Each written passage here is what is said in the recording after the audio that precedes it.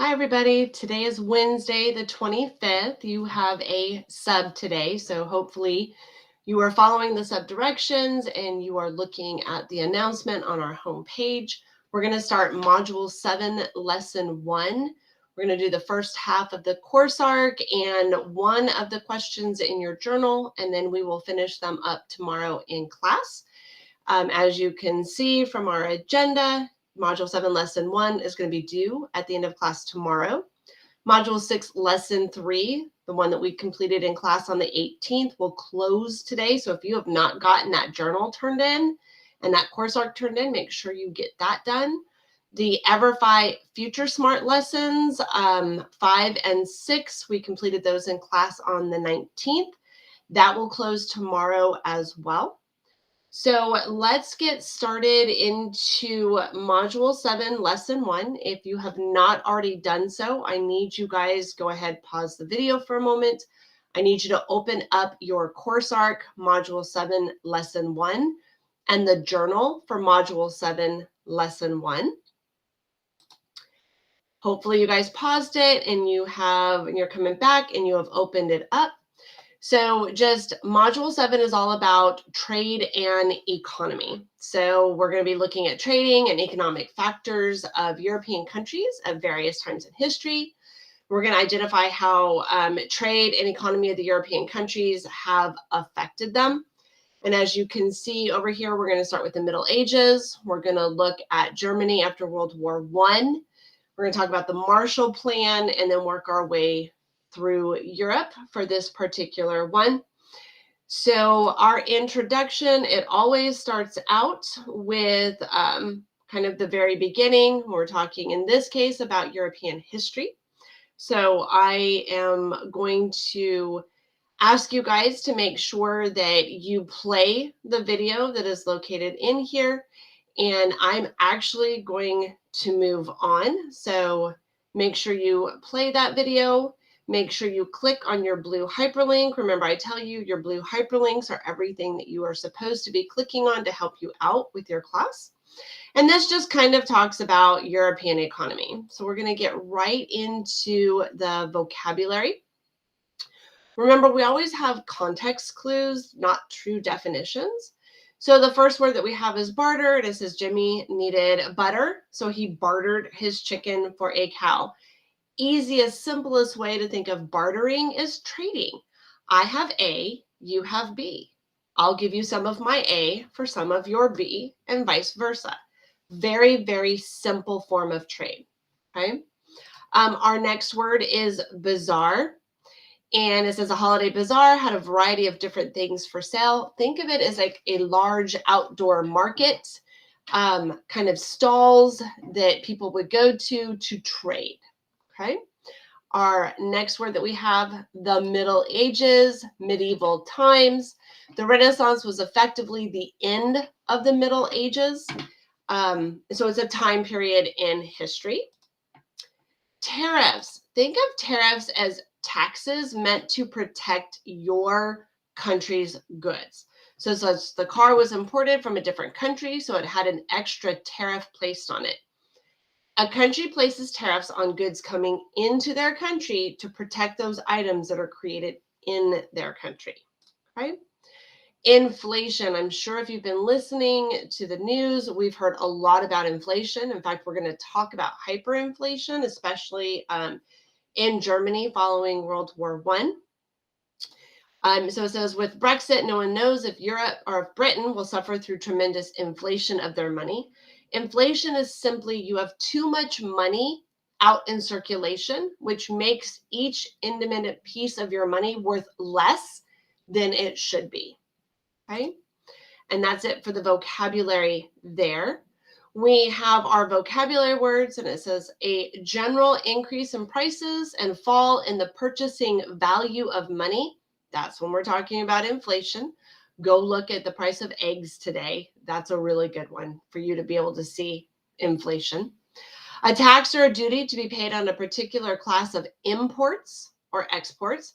So we're talking about tariffs, right?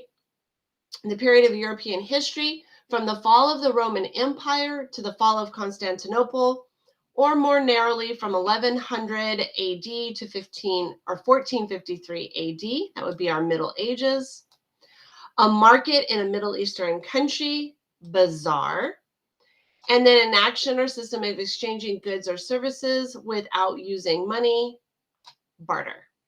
So hopefully you guys have all of those completed and in your course arc. And we're going to move on to our next page. So we're moving into trade. Before the invention of money and credit, people traded goods to make their living and to pay for things. A farmer may trade a cow for tools or something else. This type of bartering would go on for years. It still happens today, however, in larger numbers. And trade has gone international. So instead of cows and chickens, we see those in smaller communities. Now we're looking at money and credit, right? So this is a scene in a counting house where it shows men counting and storing coins from 1375 to 1400. And this is just kind of like the precursor to banks that we know of today. Okay. We're going to move into Middle Ages. So when we're talking about the Middle Ages, it led to really rapid expansion. Remember, we talked about the Crusades last semester and how it helped bring the Europeans into contact with new goods and new markets. Because remember, wars are also a form of moving goods, not just people and weapons, but goods and culture back and forth. We've talked about the Silk trade. We talked about the Indian Ocean trade, Trans-Saharan trade. All of those things move goods back and forth, right? Well, then we also have, as along these ways, little tiny towns that start expanding. And the more goods and the more people that go through them, the larger they become. Medieval fairs were also held.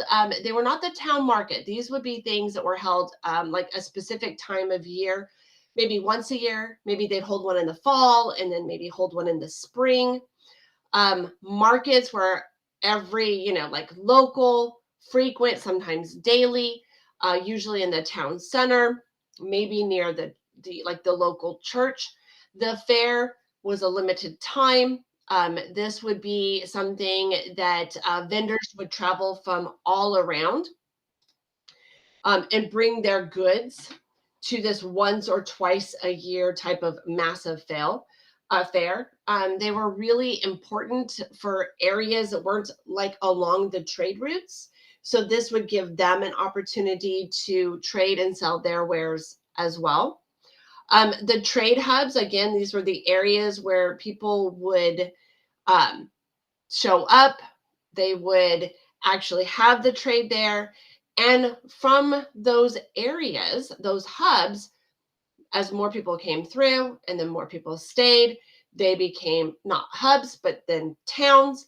And then they would have an annual fair, and then more people would come, and so on and so forth. And now these small trade hubs have become in, cities, right? Since animals took a long time to grow, a lot of local farmers would wait for like an annual fair before they would move like their horses or their cows or their sheep. And then not only could they trade with people around them, but this is where international trade also became much, much larger. We have a video link here, and it just talks about the revival of trade during the Middle Ages. And so hopefully I need you guys to watch the video, pay attention to it. And then we have our questions in here. So I'm going to click on the link up here for the answer key, because remember, I have that one. Okay, you guys do not. But it takes us through, hopefully as you watch the video, it just helps you with it. And there's just two questions. According to the video, which of the following contributed to the revival of trade in Europe? Well, we talked about the Crusades, lots of movement back and forth. Italian ships bringing goods from Asia. So we're talking about the Indian Ocean trade, Mediterranean trade, as well as the Silk Road trade. Viking ships bringing Asian goods to Northern Europe. All of those things helped contribute to the revival of trade in Europe. And the towns that hosted the annual fairs would eventually become the large trading cities. And we know that's true. Remember, trade hubs to towns to large cities. All right, so the next page, which is the one that we're going to get through, I think, to the Marshall Plan today, but this is your first question in your journal. And it asks about hyperinflation. And so after World War I, okay, the Great War, as it was called, Germany was in what they call a financial death spiral. Not only did they have to accept that they were at fault, they had to take the blame for the entirety of World War I, but they also had to pay back all of the war debt that France and Great Britain had taken on as reparations, right? They had to pay that back. Keeping in mind, not only are they paying millions of dollars to France and Great Britain every month, or they're supposed to be, their country is also torn apart. And so they have to rebuild their country as well. And so they're trying to recover and build, but because it's Germany and everybody's mad at them, nobody wants to loan them money. And so now they don't have the money to rebuild and take care of their own country. They can't afford to pay back Germany or pay back Great Britain and France. And they're also taking the blame. So there's a lot of issues going on in Germany. A lot of people are upset, they're mad, and this is going to lead directly to the rise of the Nazi parties in the 1930s. And that is what is going to lead us into World War II.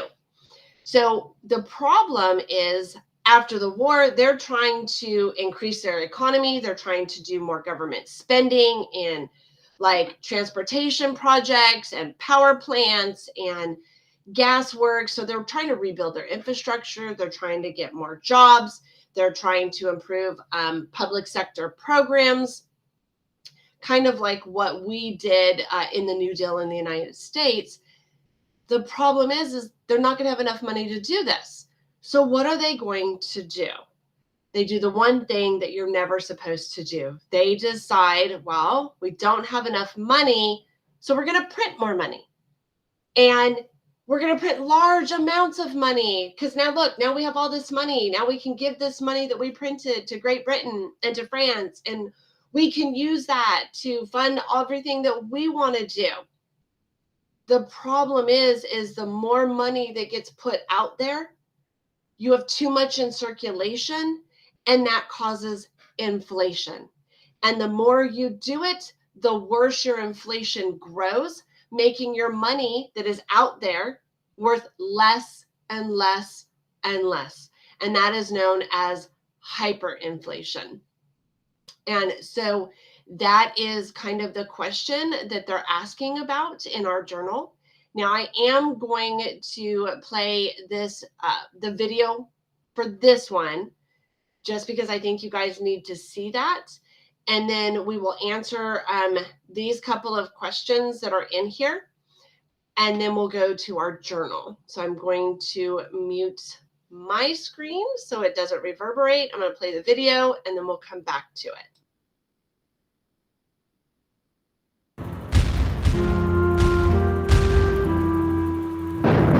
World War I lasted from 1914 until 1918. In the end, much of Europe was in ruin.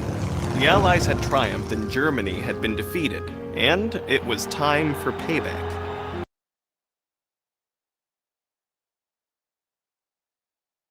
First question, who was defeated in World War I? We know it was Germany. And then we continue. The Allies, though America objected, presented the German government with a bill for 132 billion gold marks. That's billion with a B. It was twice Germany's annual income.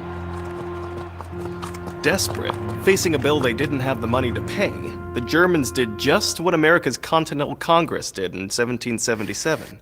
They fired up the printing press and pumped out the paper. So it says, what did Germany do to try and pay off its war reparations when it did not have enough? It printed more money, right? At the end of the war, $1 would buy roughly 4 marks. 5 years later, $1 would buy 4.2 trillion marks. That's trillion with a T. Ordinary citizens suffered the most. Germany's birth rate fell and the death rate rose. Infant mortality climbed by 21%, and on the black market, cigarettes became the new money. The government's money was so worthless, a whole wheelbarrow of it couldn't buy a loaf of bread. You might So how much money did you need to buy bread? It was literally more than a full wheelbarrow. You might as well use it for wallpaper, for kindling. By 1930, all that crazy, out-of-control printing of money had destroyed the economy of Germany.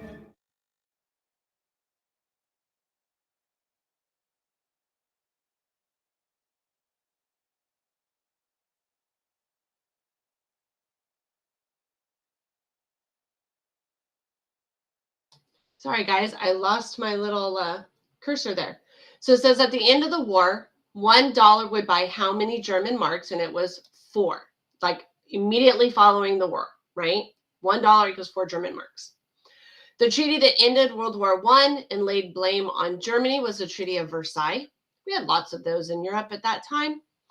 After the war, Germany had tried to spur the economy by building the following. When we talked about this, transportation projects, power plants, and gasworks.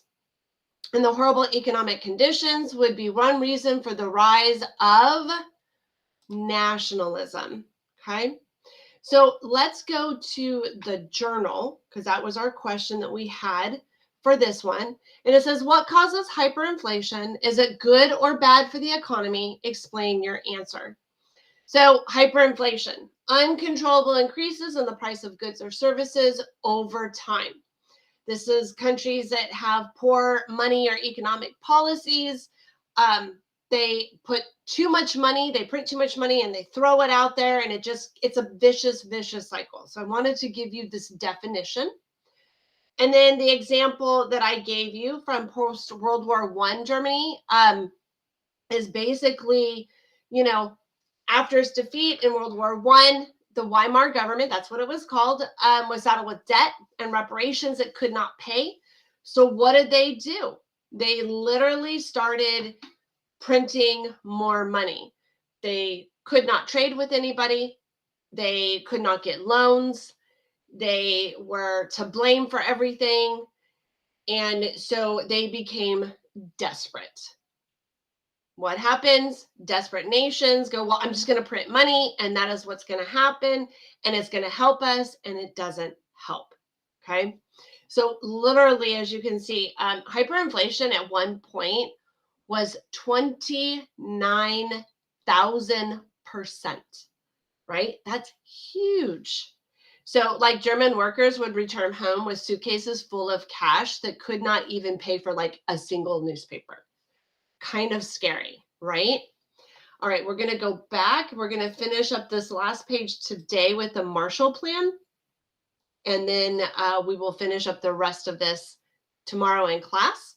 So looking at the Marshall Plan, and we've got a map here that we're looking at. So it shows you the Soviet Union, United Soviet Socialist Republic. And then you have what's known as the Iron Curtain. You can see right here, it's the buffer countries between the Soviet Union and the rest of Europe. We have a non-aligned countries. We have a neutral country here and here. We have neutral countries, but they're kind of Western aligned. We have the Western aligned countries. So basically, it's kind of dark purple versus red, if you will. At the end of World War II, Europe was basically in ruins, both physically and politically. The Soviet Union, what was once Russia, pretty much carved up Eastern Europe and made all the countries that buffered them into communist countries. Western Europe had been blown apart with all of the marching of Germany.